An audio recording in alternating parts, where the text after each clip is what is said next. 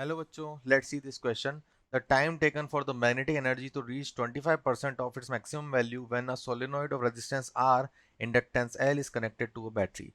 चलिए फिर से ये एक देखा है हमने कि ये एक LR सर्किट की बात कर रहा है। ठीक है, तो ये रेजिस्टेंस R हो गया, ये आपके पास L हो गया और ये एक बैटरी से कनेक्टेड है। ठीक है, यहाँ पे हम लोग एक की लगा देंगे और सर्किट को क्लोज कर देंगे। तो ये की हो गई और बैटरी का ईएमएफ ई, इसके अंदर कुछ करंट फ्लो होने लग रहा होगा, तो इसको मैंने आई नाम दे दिया।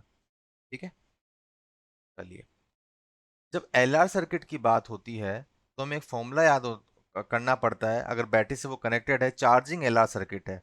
सबसे पहली बात तो क्या है, charging LR circuit, charging LR circuit. ठीक है, चार्जिंग एलआर सर्किट का मतलब होता है कि इंडक्टर के अंदर मैग्नेटिक फील्ड धीरे धीरे डेवलप हो रही है। ठीक है, इसके लिए आपको इक्वेशन याद करनी पड़ती है करंट डेवलपमेंट की, that is I equals to I not 1 - e⁻टी/टाउ। ठीक है, तो ये इक्वेशन आपको याद करनी है, लर्न बाय हार्ट। ठीक है, टाउ का वैल्यू क्या है? टाउ का वैल्यू होता है L/R। इसको कहा जाएगा टाइम कांस्टेंट। टाइम कांस्टेंट किसका? Time constant of LR circuit. ठीक है, तो यहाँ पे एलआर का डायमेंशन क्या हो जाएगा? सेकंड्स में हो जाएगा। ठीक, L/R का डायमेंशन सेकंड में हो जाएगा। आपसे पूछा है वो टाइम बताओ जब magnetic energy is 25% of maximum value. तो इंडक्टर के अंदर जो मैग्नेटिक एनर्जी होगी उसका जो फॉर्मूला याद होता है हमको, वो लिखते हैं हम ½ L I² लिखते हैं। ठीक है, ये क्या है? Energy in the form of magnetic field, किसके अंदर? इंडक्टर के अंदर। तो हम चलो वापस फॉर्मूले से स्टार्ट करते हैं।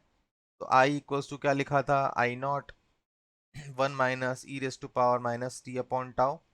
एक काम करो, स्क्वायरिंग बोथ साइड कर दो। ठीक, पहला स्टेप तो ये हो गया, स्क्वायरिंग बोथ साइड कर दिया। तो क्या मिला? I² आई नॉट स्क्वायर 1 - e⁻टी/टाउ का whole square, multiply both side by L/2।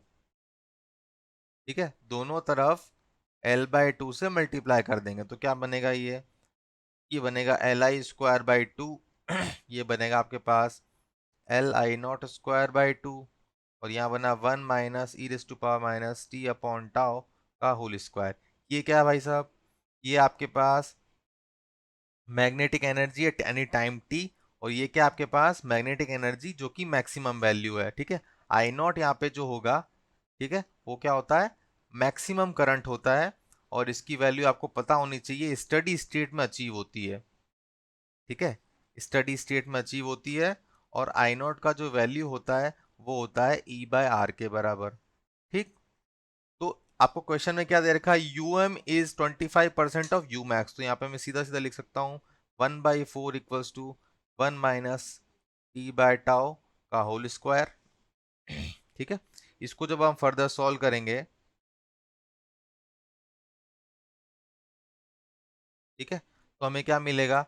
हमें मिलेगा 1/2 इक्वल्स टू 1 - t/टाउ, e⁻t/टाउ इक्वल्स टू हाफ आ गया। ln बोथ साइड, लॉग ले लिया बोथ साइड, तो हमें क्या मिलेगा? ये मिलेगा -t/टाउ equals to minus of ln2। Minus से माइनस कैंसल आउट हो गया, तो इसका वैल्यू हो जाएगा ln2 और टाउ का वैल्यू क्या होता है? Time constant, that is L/R।